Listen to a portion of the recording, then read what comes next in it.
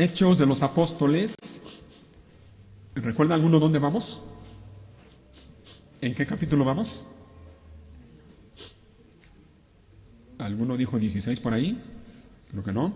En el 11 alguien dijo por ahí, y eso es correcto. Estamos en el capítulo 11. Así que busca ahí en Hechos.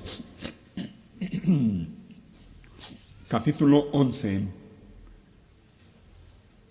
La última vez, hace 2 semanas, leímos y hablamos acerca de la salvación de un hombre. ¿Recuerdan? En el capítulo 10, sobre todo, leímos acerca de cómo Dios, por gracia, abrió la puerta de la salvación por medio de Cristo hacia los gentiles. Y leímos allí en el capítulo 10, y estuvimos hablando también allí en ese capítulo acerca de un hombre que vivía en Cesarea, un hombre llamado Cornelio, ¿lo recuerdan? Como la gracia de Dios abarcó también y llegó a la vida de este hombre y a la de su familia. Hombres y mujeres gentiles, ya no judíos de raza, sino gentiles, es decir, hombres que no eran judíos, alcanzados por la gracia de Dios. El libro de Hechos de los Apóstoles es un libro de transición, y estamos viendo y estamos leyendo eso, cómo el Evangelio pasó de ser exclusivamente para la nación judía y se ha extendido hacia las naciones en general, naciones que no son judíos. En el pasaje que vamos a ver hoy, vamos a continuar leyendo y viendo también algo más acerca de esto, algo más al respecto, cómo el Evangelio se extendió y se siguió extendiendo hacia más y más naciones gentiles. Vamos a ver ahora el caso, ya no solo de un hombre y su familia, gentiles, que fueron alcanzados por la gracia de Dios, sino vamos a ver ahora multitudes de gentiles alcanzados por la gracia de Dios y siendo también salvados por medio del Señor Jesucristo. ¿Ok? Vamos a leer entonces del versículo 19 en adelante.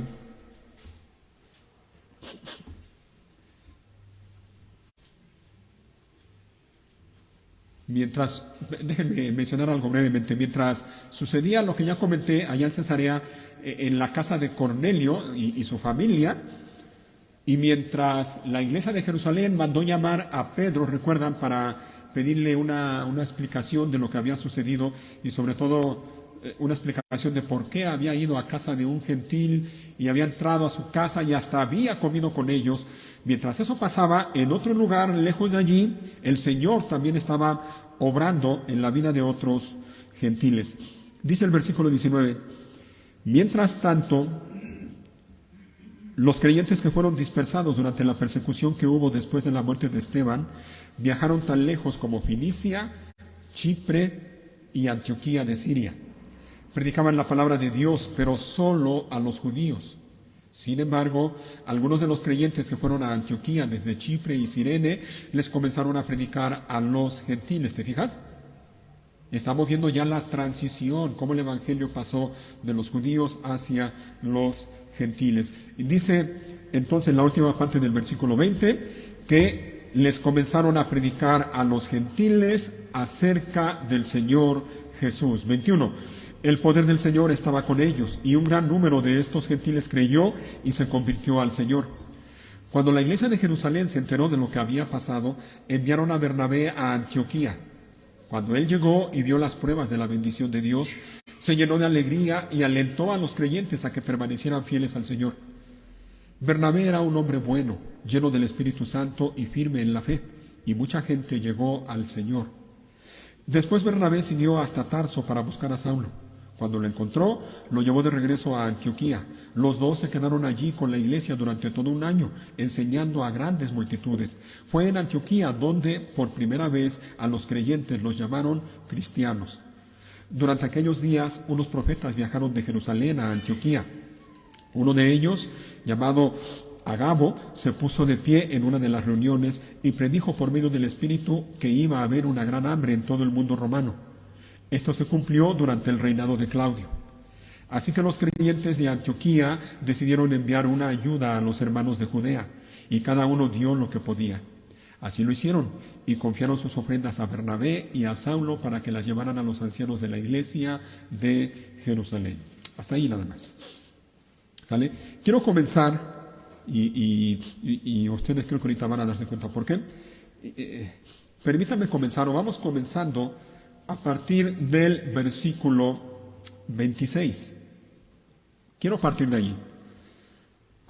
Y sobre todo la última parte del versículo 26. Todo esto que hemos leído ocurrió en aquel lugar, aquella ciudad llamada Antioquía de Siria. Por cierto, una nota rapidito, si ustedes en la medida que vayan leyendo Hechos, se van a dar cuenta que se mencionan dos ciudades con el mismo nombre. Una de ellas es Antioquía de Siria, la que estamos viendo, y otra es Antioquía de Pisidia.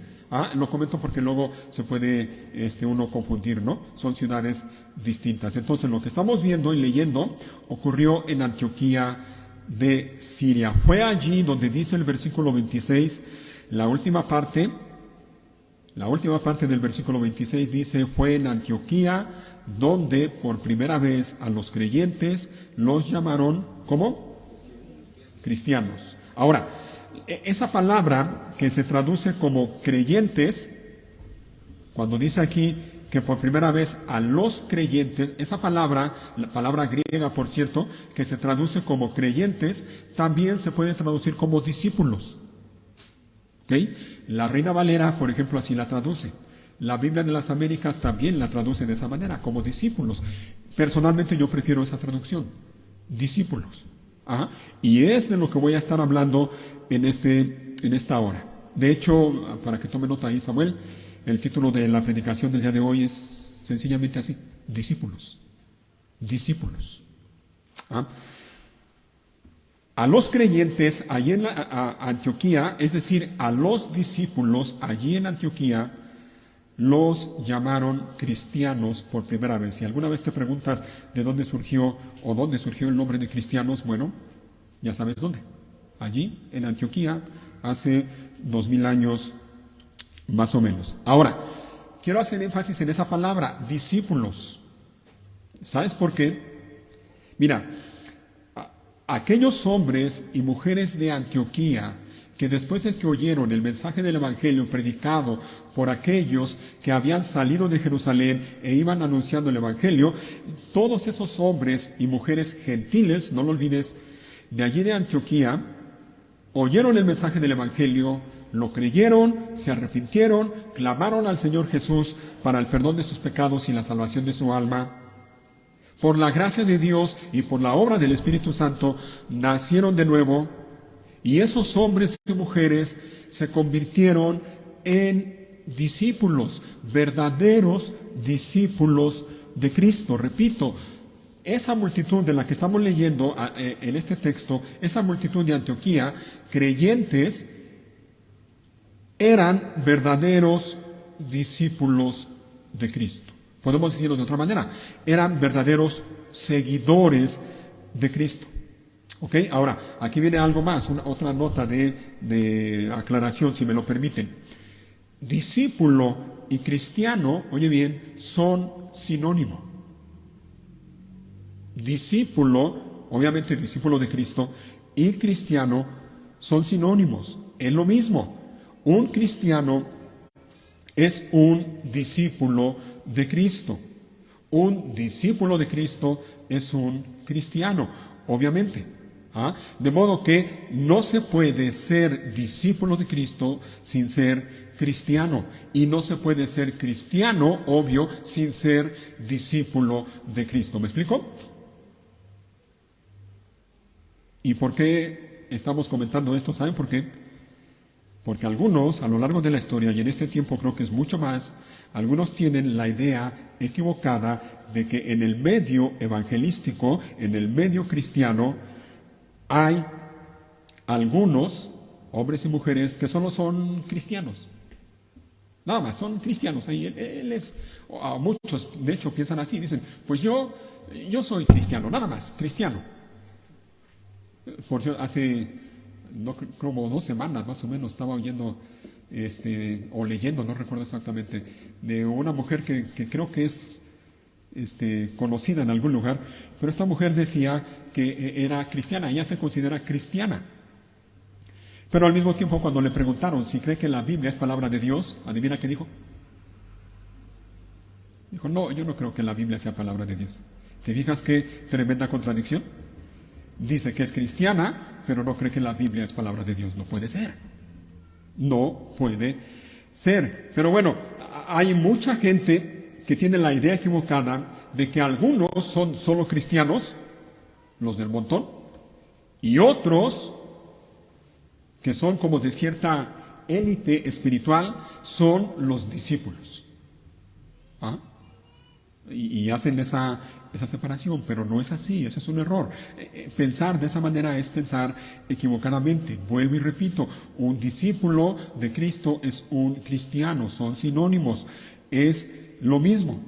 Ahora, un discípulo, hablando ya de lo que es un discípulo es alguien que sigue los pasos de Cristo. Otra vez, si alguna vez te preguntas lo que es un discípulo, sencillamente es eso. Es alguien que sigue los pasos de Cristo. Es alguien que sinceramente, de todo corazón, quiere vivir sus días para Dios. Porque sabe que Dios es su Señor, su Redentor, su roca, su Salvador. Así que, vuelvo y repito, un discípulo es alguien, hombre o mujer, que sigue los pasos de Cristo. Es alguien que aprende de Cristo. De hecho, la palabra discípulo, si tú la buscas en el diccionario, una de las traducciones o definiciones que da el diccionario es esa, es un aprendiz, es alguien que aprende de un maestro. Así que un discípulo es alguien que aprende de Cristo. Pero no solo eso, un discípulo es alguien que imita a Cristo. ¿Te fijas? No nada más se conforma con seguir los pasos de Cristo, o no nada más se conforma con querer aprender de Cristo, es alguien que imita a Cristo. Imita su amor, imita su humildad, imita su servicio, imita su obediencia, pero eso no es todo, aún imita su sufrimiento. ¿Te fijas? Es fácil decir soy cristiano, ¿no? Y aún es fácil decir soy discípulo. La pregunta sería, ¿ok? ¿Y de veras estás siguiendo a Cristo? ¿O no? ¿Lo estás imitando a Él? ¿O no? ¿Tu vida refleja esos rasgos del carácter de Cristo? ¿O no? ¿Tu carácter refleja el amor de Cristo, la humildad de Cristo, el servicio de Cristo, la obediencia de Cristo, el sufrimiento de Cristo? ¿O no? El punto, hermanos, es que aquellos creyentes de los que estamos leyendo aquí en este pasaje, aquellos creyentes de Antioquía vivían de esa manera. Ellos eran verdaderos seguidores de Cristo, eran verdaderos discípulos y vivían su vida imitando a Cristo. Imagínate, de pronto el Evangelio llega a esa ciudad y la vida de muchísima gente fue cambiada completamente. De pronto aquella multitud, hombres y mujeres allí en Antioquía, su vida cambió. Todos esos hombres y mujeres, su vida cambió completamente. Como cuando le das la vuelta a un calcetín completamente. La vida de aquellas personas cambió y cambió para bien, cambió su conducta, cambió su comportamiento, cambiaron sus actitudes, cambió su manera de hablar, su manera de ver las cosas, su manera de pensar, cambiaron y la gente alrededor se dio cuenta de eso. Oye, todos estos ya no son igual que antes, ya no son los mismos, mira, y ya no actúan igual, ya no hacen las cosas que hacían antes, ya no hablan igual. Ya no piensan igual. Míralos. Y no pasó mucho tiempo en que la gente alrededor de ellos comenzó a llamarlos, ¿sabes cómo? Cristianos. Probablemente de manera despectiva o en tono de burla. burlándose de ellos. Ah, sí, sí, sí, esos son cristianos, son del partido de Cristo, hablando en términos políticos. Son cristianos. Quiero ir entrando en materia de aplicaciones de una vez. La pregunta es, para ti que estás aquí, ¿y tú? ¿Qué de ti? ¿Se puede decir de ti que eres discípulo de Cristo?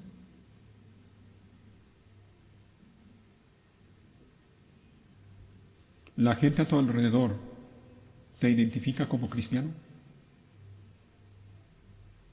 ¿Sabe la gente a tu alrededor que eres cristiano? ¿Tus familiares que no son cristianos saben que eres? ¿Tus vecinos? ¿Compañeros de trabajo? ¿Compañeros de escuela? ¿Saben que eres cristiano? ¿Pueden decir de ti lo mismo que decían de aquellos creyentes de los que estamos leyendo? Ah, sí, fulanito, fulanita, sí, sí, es cristiano, es cristiana. ¿Lo saben? ¿Sabes una cosa? Yo creo que debemos considerar como un gran privilegio y un gran honor que la gente nos llame cristianos. Es un honor. Es un honor. Debe ser un gran privilegio para ti el hecho de que la gente se refiera a ti como cristiano, aunque lo hagan en tono de burla o lo hagan de manera despectiva. Es un gran honor que la gente nos identifique como cristianos. Hermanos, la iglesia, nuestra iglesia local, pero en general, la iglesia de Cristo necesita verdaderos creyentes.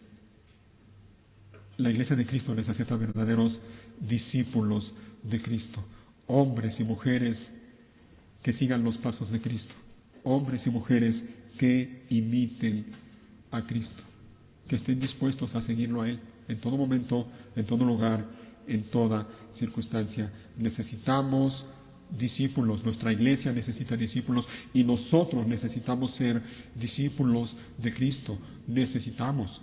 No te conformes nada más con saber que eres cristiano y ya. Y repito, si tú eres de los que piensan de esa manera, de que hay cristianos y hay discípulos,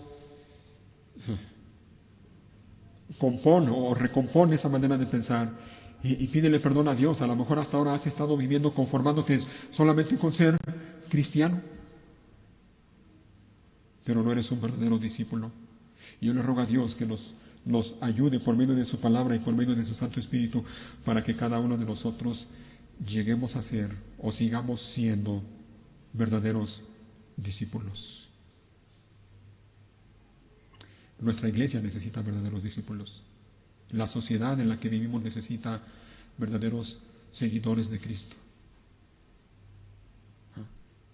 Pero, y aquí vamos entrando ya, vamos avanzando y vamos entrando un poco más en materia.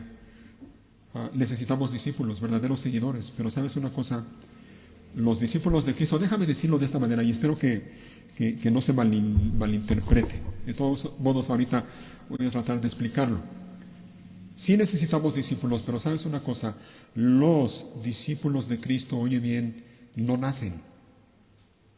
Repito, los discípulos de Cristo no nacen. Nadie nace, y estoy hablando en términos físicos, físicamente nadie nace siendo un discípulo de Cristo. Así que los verdaderos discípulos de Cristo no nacen, ¿sabes qué? Se hacen. Se hacen.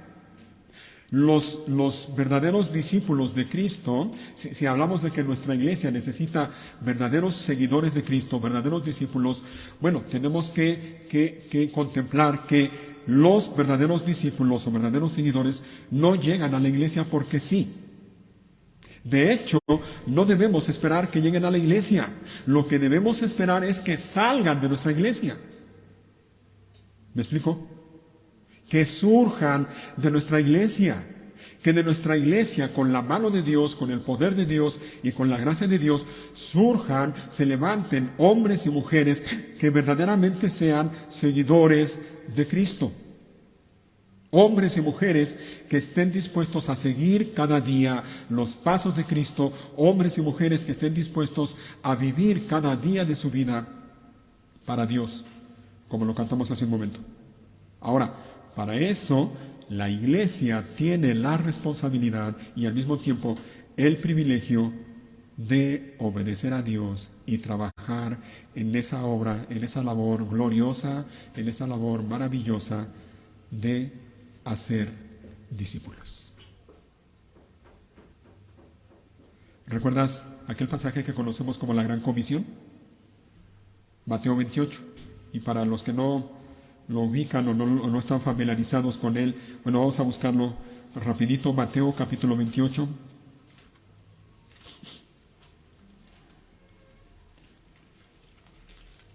Mateo capítulo 28, los últimos versículos de ese capítulo, es decir, a partir del versículo 18 y hasta el 20.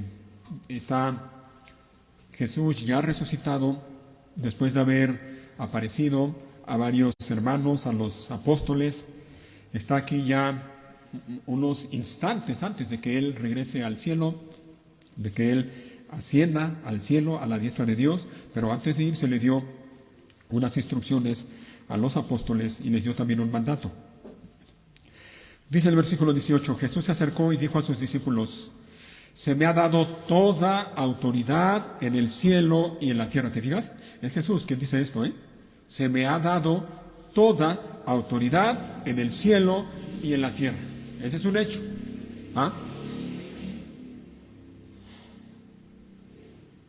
No hay otro nombre por encima del nombre de Cristo Jesús. Bueno, lo que Jesús dice es esto. Yo tengo toda autoridad en el cielo y en la tierra. Ahora, con esa autoridad que me ha sido dada, dice el versículo 19, por lo tanto, vayan y hagan. ¿Te fijas en el verbo que aparece ahí? Vayan y hagan. Hagan. No dice vayan y busquen discípulos. Dice, vayan y hagan discípulos de todas las naciones, bautizándolos en el nombre del Padre y del Hijo y del Espíritu Santo. Versículo 20, enseñen a los nuevos discípulos a obedecer todos los mandatos que les he dado y tengan por seguro esto, que estoy con ustedes siempre hasta el fin de los tiempos. ¿Te fijas? La iglesia tiene el deber, tiene la responsabilidad de obedecer a Dios en este mandato y trabajar en esa obra gloriosa que conocemos como la Gran Comisión. La iglesia, y, óyelo bien, por si acaso lo has olvidado, la iglesia no es el pastor, la iglesia no es el grupo de hermanos que participan aquí al frente, la iglesia somos todos, tú y yo. Tú y yo tenemos este deber, tenemos este mandato de Dios de ir y hacer discípulos de todas las naciones. Los discípulos no van a llegar porque sí. Y vuelvo a repetir lo que comenté hace un momento, los discípulos no nacen, se hacen. Y es labor, es trabajo de la iglesia ponerse a trabajar, valga la redundancia, en este mandato que el Señor ha dado. Ahora, habiendo comentado esto, entonces la pregunta siguiente es esta. Bueno, antes de eso, permítame tantito. Si somos discípulos de Cristo, si verdaderamente somos creyentes, si de veras somos seguidores de Cristo, debemos, tú y yo me incluyo obviamente, debemos de manera intencional ayudar a otros a ser también seguidores de Cristo. De manera intencional debemos ocuparnos en hacer discípulos, es decir, hacer discípulos debe ser parte de nuestra vida. Un verdadero seguidor de Cristo, un verdadero discípulo de Cristo se caracteriza, entre otras cosas, por esto, porque hace discípulos, está ocupado de manera intencional haciendo discípulos de Cristo en la vida de otras personas. ¿Te fijas? Ahora mira, creo que también es bueno que comentemos esto. Discipular, o el discipulado, como esa palabra que conocemos, con la cual estamos muy familiarizados, y a veces me temo que estamos tan familiarizados con esa palabra, discipulado o discipular, que nos olvidamos de lo que es verdaderamente discipular a alguien, o lo que es verdaderamente el discipulado. Mira, discipular es más que solo transmitir información. Sí, es parte, transmitir información, es decir, enseñarle de la palabra de Dios a otra persona, es parte del discipulado, pero no lo es todo. Y a mí me preocupa porque en muchas iglesias, en muchos lugares, se conforman únicamente con tener ahí un manual, un material que le llaman discipulado, que por lo regular consiste de 2 lecciones, y enseñárselo o transmitírselo a una persona, y cuando la persona ya terminó de ver esas 2 lecciones, dicen, bueno, ya terminaste, ya eres cristiano y ya eres discípulo. Y no es así. No es así. Discipular es más que eso, hermanos. Discipular es compartir, déjenme decirlo, ver de qué manera lo digo. Discipular a una persona es compartir nuestra vida con esa persona a fin de que esa persona conozca cada vez más a Dios, no a nosotros, sino a Dios. Es involucrarnos en la vida de esa persona con el propósito de que esa persona cada vez más y más siga a Dios, siga los pasos de Cristo e imite a Cristo. Es involucrarnos en la vida de esa persona, llevarla de la mano, obviamente no literalmente, pero llevarla de la mano para que esa persona crezca en su vida espiritual, madure en su vida espiritual y sea un verdadero discípulo de Cristo. Hermanos, la iglesia, nuestra iglesia local, necesita discípulos que hagan discípulos. Necesitamos involucrarnos en eso. Debemos ser, con la ayuda de Dios y con la gracia de Dios, debemos ser discípulos, verdaderos discípulos, pero discípulos que hagan discípulos. Anhelamos que nuestra iglesia crezca. ¿No lo anhelas tú? Yo anhelo que nuestra iglesia crezca. Pero nuestra iglesia no va a crecer nada más porque sí. Debemos involucrarnos y debemos hacerlo intencionalmente en la tarea de compartir el Evangelio y también en la tarea de hacer discípulos como el Señor nos lo ha mandado. Ahora sí, la pregunta es, ¿y cómo hacemos discípulos? Bueno, antes de ver algunas cosas, déjame decir esto. Mira, no podemos hacer discípulos si nosotros mismos no somos discípulos. Eso es obvio. No se puede. No podemos ayudar a otros a seguir a Cristo si nosotros no estamos siguiendo a Cristo. Obvio, no se puede. Lo que va a pasar si nos atrevemos a hacer eso es lo que Jesús dice en los evangelios, cuando dice que será un ciego guiando a otro ciego. ¿Y sabes qué es lo que pasa cuando un ciego guía a otro ciego? Tarde o temprano ambos van a caer en un hoyo o van a tropezar. Así que para ser discípulos, obviamente tenemos que ser nosotros discípulos de Cristo. Debemos ser verdaderos seguidores de Cristo. Y una vez que seamos verdaderamente seguidores de Cristo, entonces sí, veamos algunas cosas que podemos y debemos. Mira, lo que vamos a ver de aquí en adelante es nuestra responsabilidad, es tu responsabilidad y es mi responsabilidad. Hacer discípulos no es únicamente trabajo o responsabilidad del pastor de la iglesia, no, esto es responsabilidad de todos. Así que vamos a regresar a Hechos, donde estábamos. Hechos, capítulo 11.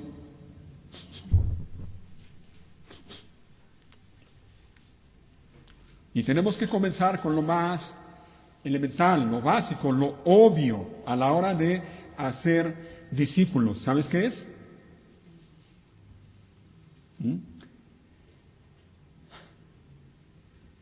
Versículo 19 nuevamente. Yo sé que ya lo leímos, pero vamos a leerlo nuevamente a partir del versículo 19.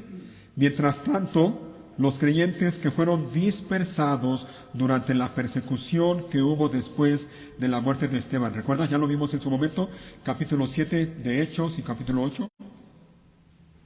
Cómo mataron a Esteban. Y a partir de ese día dice que hubo una gran persecución en contra de los creyentes, al grado de que muchos de los creyentes allí de Jerusalén tuvieron que salir corriendo por sus vidas. Pues esos creyentes que tuvieron que salir de Jerusalén, dice que fueron tan lejos como Fenicia, Chipre y Antioquía de Siria. Y mientras iban huyendo, mientras iban de camino, ¿qué iban haciendo? Dice que predicaban la palabra de Dios, pero solo los judíos. Ahora viene el 20, y aquí es donde quiero que veamos. Dice, sin embargo, algunos de los creyentes que fueron a Antioquía desde Chipre y Cirene, les comenzaron a predicar a los gentiles acerca del Señor Jesús. Así que tenemos que comenzar de allí, lo obvio, que necesitamos hacer, en qué tenemos que estar ocupados a la hora de hacer discípulos. Anuncia el Evangelio, predica a otros acerca de la buena noticia de Cristo. Esto es importante, y a veces es tan obvio que se pasa por alto. De hecho, también es triste, es lamentable. Mira, muchas iglesias en ese deseo y a veces en ese afán de querer ganar gente o de querer ganar almas, y a veces eso suena muy, muy piadoso, ¿no? Tenemos que ganar almas. Y es interesante y repito, al mismo tiempo es triste, porque algunos casi siempre a final de año o cuando va comenzando un año, hacen sus metas, sus propósitos para el año que está comenzando, y algunos llegan incluso al punto de decir, algunas iglesias llegan a este punto: en este año vamos a ganar 500 almas, por decir un número nada más. Y yo digo, ¿y cómo sabes? ¿Y cómo sabes que vas a ganar 500 almas? Ni siquiera sabes si vas a terminar el año con vida, ¿no? Pero bueno, muchas iglesias en ese deseo de ganar gente, de ganar almas, se han enfocado tanto en actividades o en programas que la iglesia tiene que hacer. Por cierto, muchas veces o casi siempre son actividades enfocadas en el gusto de la gente, a modo de que la gente se sienta cómoda, para traer a la gente a su iglesia, a sus instalaciones, que se sienta cómoda. Y muchas veces lo que tienen esas iglesias son lugares llenos de gente, bien a gusto, bien cómoda, bien entretenida, pero no son discípulos de Cristo. Se enfocan tanto en eso que se olvidan de lo más importante: predicarles y enseñarles el mensaje del Evangelio. Y hacen estudios socioeconómicos, estudios de lo que le gusta a la gente, cuáles son sus pasatiempos, qué le interesa, cuál es la música que les gusta, porque hasta eso, para que la música de la iglesia la acomoden. Y si a la gente le gusta la cumbia, bueno, pues en la iglesia tocamos cumbia, porque es lo que a la gente le gusta. Y se olvidan de lo más importante: el mensaje del Evangelio, la buena noticia acerca de Cristo. Y sabes una cosa, hermano, hermana, mira, aquí hay algo más que nos podemos llevar en la mente. No podemos ayudar a otros a ser seguidores de Cristo si hacemos a un lado el mensaje del Evangelio. Imposible. No podemos. Dicho de otra manera, es imposible hacer discípulos de Cristo si no hablamos a otros acerca del Señor Jesús. ¿Te fijas? Ya lo leímos. Aquellos creyentes que salieron de Antioquía, unos le hablaron a los judíos, pero otros se atrevieron a hablarle a los gentiles. ¿Y te fijas lo que hablaban? Dice que predicaban a los gentiles acerca del Señor Jesús. La última parte del versículo 20. Acerca del Señor Jesús. Es que eso es el Evangelio. Lo hemos dicho más de una vez.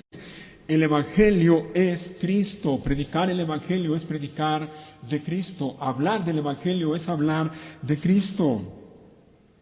Tenemos que predicar el Evangelio. Tenemos que enseñar el Evangelio, no solo a los que no lo conocen, sino también a los que ya lo conocen. Así que hermano, hermana, necesitamos ser discípulos que hagan discípulos. Y para eso, aquí te va una exhortación: anuncia el mensaje del Evangelio. Predica el mensaje del Evangelio a otras personas. Hazlo, que sea parte de tu vida, que sea un hábito en tu vida. Hazlo con la ayuda de Dios. Yo creo que una de las cosas que bien podemos hacer es orar cada día y decirle: Señor, dame hoy la oportunidad de hablar a otra persona el mensaje del Evangelio. Úsame, Señor. Úsame para tu gloria. Predica el Evangelio, enseña el Evangelio, habla el Evangelio, o como dice la traducción que estamos usando, háblales a otros acerca del Señor Jesús. Hazlo, sigue el ejemplo de esos creyentes de los que estamos leyendo, que tuvieron que salir de Jerusalén. Y mientras iban de camino en ese peregrinaje, bueno, no era peregrinaje porque iban a otro lugar, a establecerse en otro lugar, tuvieron que salir corriendo por sus vidas, pero mientras iban predicando el mensaje del Evangelio. Conforme se movían, conforme avanzaban, iban predicando el mensaje del Evangelio. Y por cierto, bueno, es obvio, ¿no? Ya lo vimos. Esos creyentes que tuvieron que salir de Jerusalén por causa de la persecución, salieron por causa de eso. No salieron, no dejaron sus casas, no dejaron su lugar, no dejaron su gente, su pueblo, por gusto. No es que de pronto dijeron: a ver, pues vamos a conocer otros lugares. No, ellos tuvieron que salir de Jerusalén a causa de la persecución, y eso nos enseña algo. Porque en medio de esa situación, en medio del peligro, en medio de la aflicción, en medio de los problemas, en medio del sufrimiento, ellos iban predicando el Evangelio. ¿Te fijas? Y a veces ponemos de pretexto eso, ¿no? No puedo, pues si me siento bien mal. Me duele la cabeza. No puedo. Si algo aprendemos de estos creyentes que tuvieron que salir de Jerusalén, es eso: en medio de la aflicción, en medio de los problemas, en medio del sufrimiento, ellos predicaron el mensaje del Evangelio. Le hablaron a otros acerca del Señor Jesús. Así que cuando a tu vida vengan aflicciones, cuando a tu vida vengan problemas, recuerda que muy probablemente el Señor permite que atravieses esas circunstancias en tu vida, entre otras cosas, para que tú puedas testificar de Dios a otras personas, aún en medio de esas circunstancias.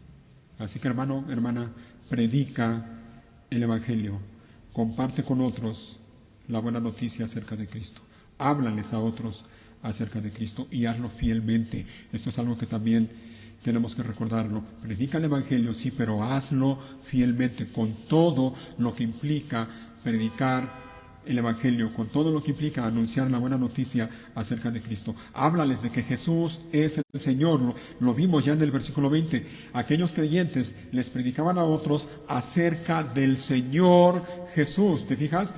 Del Señor Jesús, el único Señor. Diles a otros que solo Jesús es el Señor. Diles a otros que solo Jesús es Dios. Diles a otros que solo en Él hay perdón de pecados y vida eterna. Díselos. Háblales a otros acerca del pecado. Háblales acerca del arrepentimiento. Llámalos al arrepentimiento. Pero hazlo confiando que es Dios quien da el arrepentimiento. Que tú no vas a cambiar a la gente. Tu labor es anunciarles a otros acerca de Cristo, pero Dios es quien da el arrepentimiento. Predica el Evangelio, hazlo fielmente y hazlo con la confianza de que la mano de Dios está contigo. Leemos de esos creyentes que salieron de Jerusalén y mientras iban a otro lugar iban predicando el mensaje del Evangelio, particularmente los que le predicaron a los gentiles. Dice de ellos en el versículo 21, en el versículo 21, que el poder del Señor estaba con ellos. ¿Te fijas? La mano de Dios, como dice la Reina Valera. Ellos iban predicando, pero la mano de Dios estaba con ellos. El poder de Dios con ellos. Como resultado de eso, ¿qué pasó?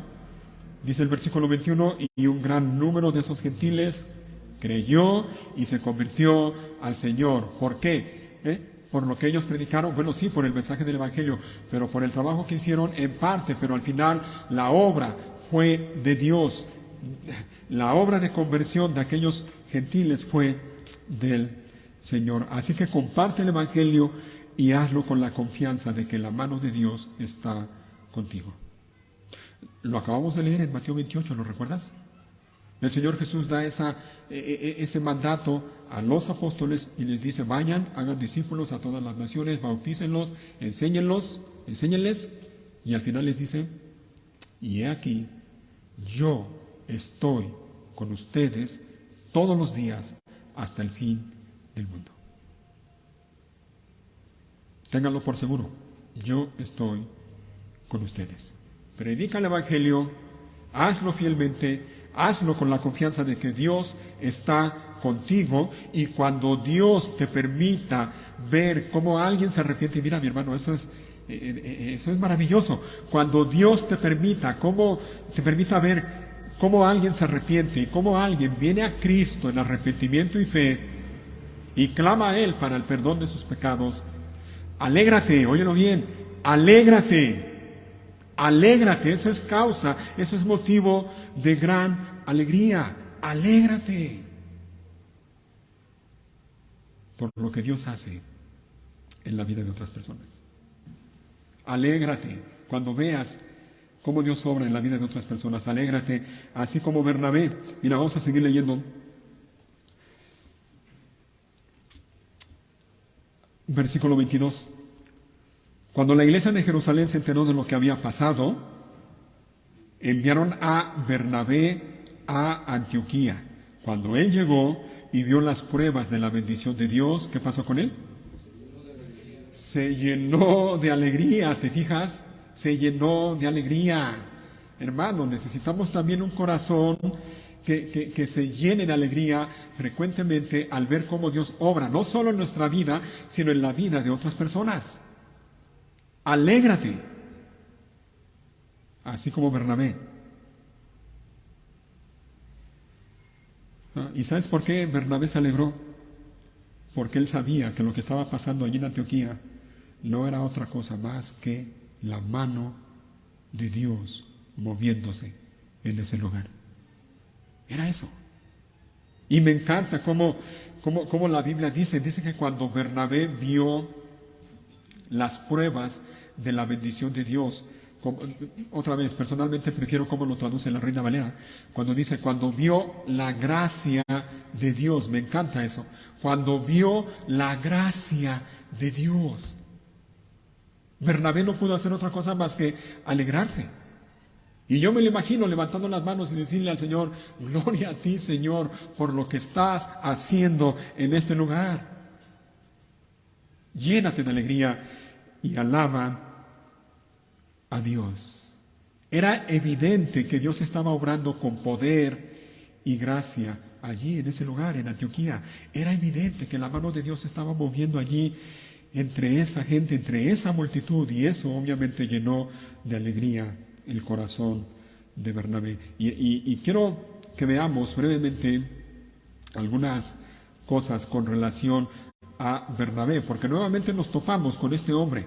No es la primera vez que Lucas, el autor de Hechos, lo menciona. ¿Recuerdan? Ya hemos leído y hablado de él anteriormente. Bernabé. ¿Recuerdan a ese tal José, del que leemos allá al final del capítulo 4? Que vendió una heredad, un terrenito que tenía, y ese dinero lo dio para las necesidades de los pobres, los hermanos pobres allá en Jerusalén. Así que Lucas, el autor, nuevamente menciona aquí a este hombre. Y quiero que veamos algunas cosas. Por cierto, Bernabé es ejemplo de un verdadero discípulo. Yo creo que vale la pena y es bueno que mencionemos esto, porque a veces cuando pensamos, o cuando nos preguntan, o nos preguntamos nosotros como, ¿quién te gustaría ser? Y muchos inmediatamente dicen, no, pues yo como Moisés, o yo como Pablo, o como David. Pero casi nunca se menciona a Bernabé. ¿Bernabé? ¿Y ese quién es? ¿Ah? Bernabé es ejemplo de un verdadero discípulo. ¿Saben lo que significa el nombre Bernabé? Lo leímos en su momento. Porque no era su nombre real, su nombre original era José. ¿No recuerdas lo que significa? Vamos a verlo, capítulo 4.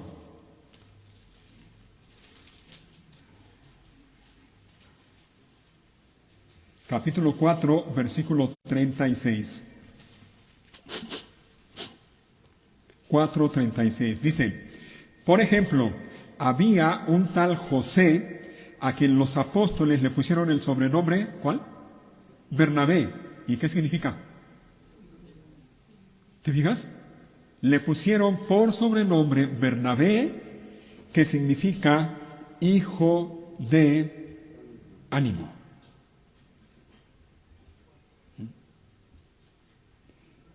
¿Y por qué crees que le pusieron ese sobrenombre a Bernabé? Que por cierto no era un apodo, era un honor que le estaban haciendo a él. ¿Ah? Porque Bernabé era un hombre que se preocupaba por las personas a su alrededor. Ese tal José del que leemos aquí se preocupaba por la gente a su alrededor. Era un hombre que cada vez que podía, él animaba, alentaba, exhortaba a la gente a su alrededor. Y eso es algo que tú y yo, óyelo bien, podemos y debemos hacer a la hora de hacer discípulos. Vamos a regresar al capítulo 11. ¿Sale? Capítulo 11 nuevamente de Hechos.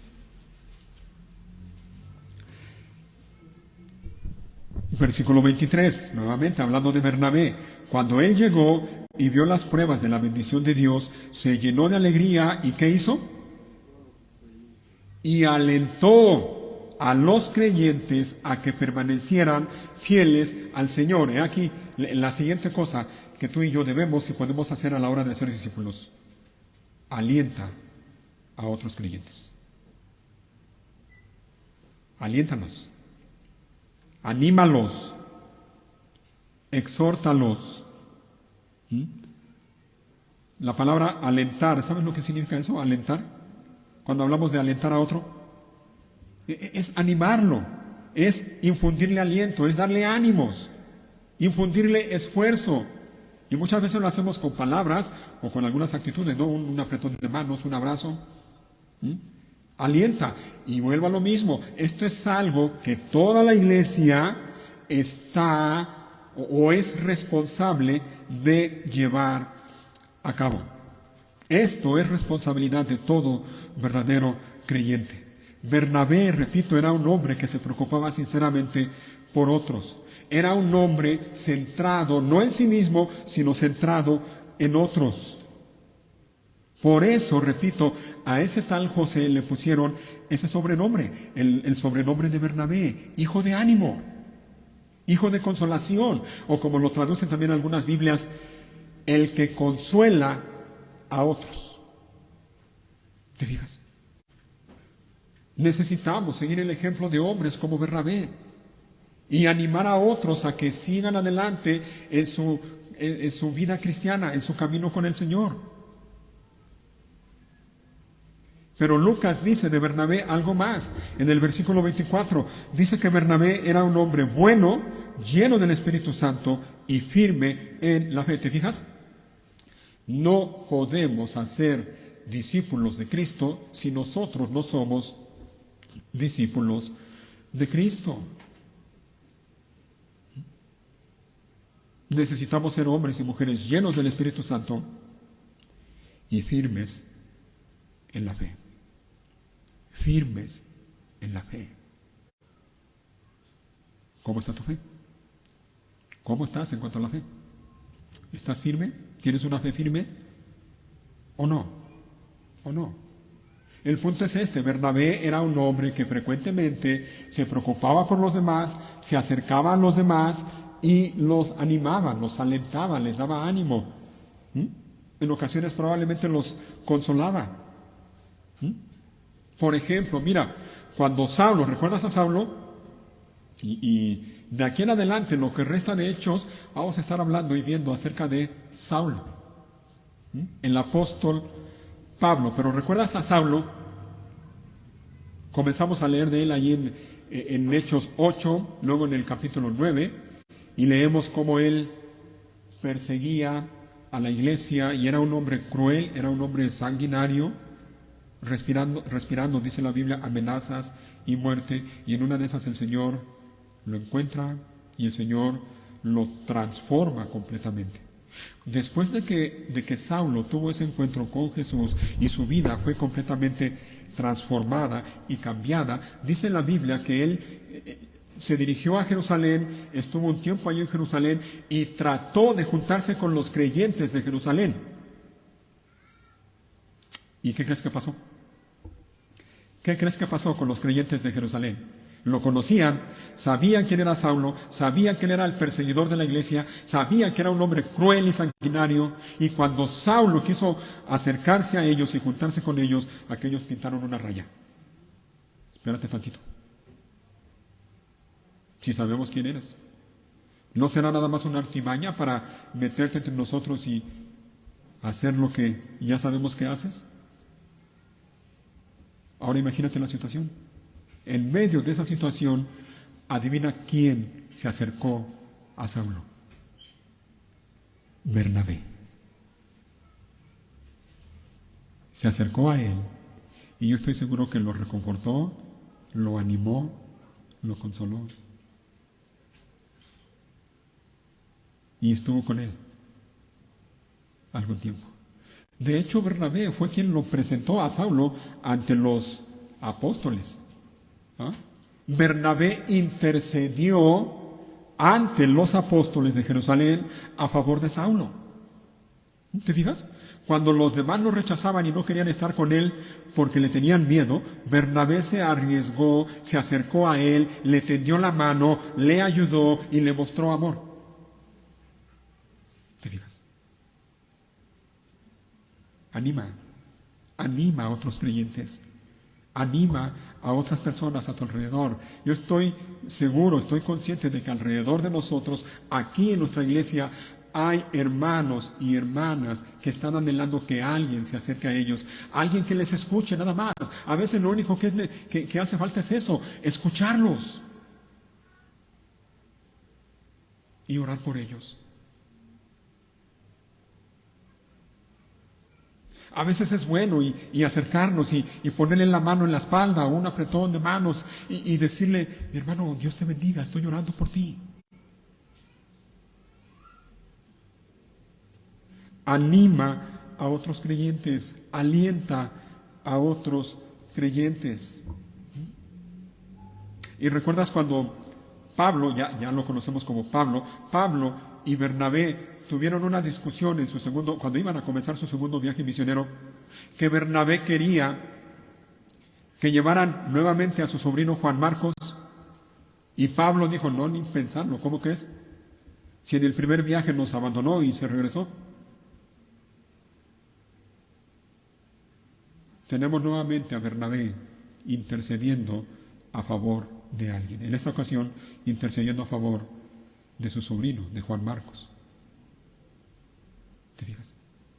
Y sin duda que fue de bendición, porque ¿sabes quién resultó ser ese joven, ese Juan Marcos, que en el primer viaje misionero de Pablo los abandonó y se regresó?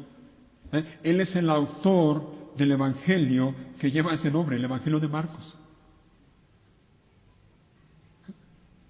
Pero Bernabé se acercó a él, intercedió por él y lamentablemente, bueno, no sé si decir lamentablemente porque al final fue de bendición también, pero Bernabé intercedió a favor de él delante de Saulo. Y sin duda fue de bendición. Así que hermano, hermana, en esto debemos estar todos involucrados. Número 1, predica el evangelio. Número 2, alienta a otros. La iglesia necesita verdaderos discípulos, verdaderos seguidores de Jesús, de Cristo, que hagan discípulos de Cristo. Para esto es necesario, número 1, predicar el Evangelio. Número 2, alienta a las personas a tu alrededor. Anímalos, anímalos. Hay muchos que sobre todo, mira, en un principio están muy a gusto, muy alegres, pero después de un tiempo se empiezan a desanimar y es ahí cuando hace falta que alguien se acerque y los anime. Y esa responsabilidad es de todos nosotros. Así es de que vamos a orar y vamos a darle gracias a Dios por su palabra. Oremos. Padre, gracias nuevamente por tu palabra. Gracias porque nos recuerda, Señor, cuál es nuestra responsabilidad como creyentes y como iglesia. Tú nos has dado un mandato, Padre, y Señor, tenemos que reconocer y al mismo tiempo tenemos que pedirte perdón, porque muchas veces descuidamos ese mandamiento y no predicamos, al menos no lo hacemos como debemos hacerlo, Señor. Perdónanos, te lo ruego, pero al mismo tiempo, Padre, te rogamos, ayúdanos a cada uno de nosotros, para que en primer lugar, Señor, cada uno de nosotros cada día podamos de manera intencional buscarte y tener comunión contigo y conocerte cada vez más y más, y que cada día, Señor, cada uno de nosotros también de manera intencional estemos dispuestos a seguir tus pasos, a imitarte a ti, Señor, imitar tu amor, tu humildad, tu obediencia, tu servicio, aún tu sufrimiento, Padre. De modo que cada uno de nosotros seamos verdaderamente tus discípulos, que seamos verdaderamente seguidores tuyos. Que la gente a nuestro alrededor, Padre, nos identifique como cristianos, que nos llamen cristianos, aunque sea de manera despectiva o en tono de burla, y que cuando eso suceda, Padre, nosotros lo consideremos un verdadero privilegio. Pero ayúdanos también, Padre, para que una vez que seamos verdaderos seguidores tuyos, también de manera intencional y con tu ayuda, nos entreguemos a la tarea, a esta preciosa labor de hacer discípulos en la vida de otras personas. Hay mucha gente, Señor, a nuestro alrededor que no te conoce, en nuestra familia, en la comunidad donde vivimos, en nuestro lugar de trabajo, en la escuela, Señor. Hay mucha gente alrededor de nosotros que no te conoce. Y nosotros, Padre, tenemos este privilegio de conocerte, pero tenemos también el privilegio y la responsabilidad de hablarles a otros acerca de tu Hijo Cristo Jesús. Danos la oportunidad, Padre, te lo ruego, cada día de nuestra vida.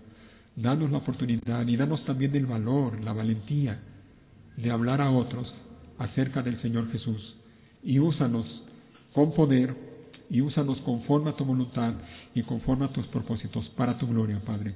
De modo que mucha gente alrededor nuestro pueda escuchar y pueda conocer el mensaje del Evangelio y puedan oír que en Cristo Jesús hay vida eterna y hay perdón de pecados, y que puedan venir a ti por medio de Cristo Jesús. Danos el privilegio, Padre, te lo ruego, de ver tu mano obrando alrededor nuestro, en nuestra familia, aquí en el lugar donde vivimos, en nuestra iglesia, Padre. Permítenos, te lo ruego, ver cómo mucha gente viene a tus pies por medio de Cristo. Que podamos ver tu gracia, tu mano, tu poder obrando en la vida de mucha gente. Y cuando eso pase, Señor, que nuestro corazón se llene de alegría, así como pasó con Bernabé, y que juntos nosotros, con los nuevos creyentes, podamos darte a ti la gloria y la honra debido a tu nombre. Te rogamos esto, Señor, que todo sea para tu gloria, que no sea ni para el beneficio ni para el reconocimiento de ninguno de nosotros, sino que en todo esto, solo tú y nadie más recibas la gloria y la honra debido a tu nombre. Te pedimos esto, Señor, en el nombre de tu Hijo, Cristo Jesús, nuestro Señor y Salvador. Amén.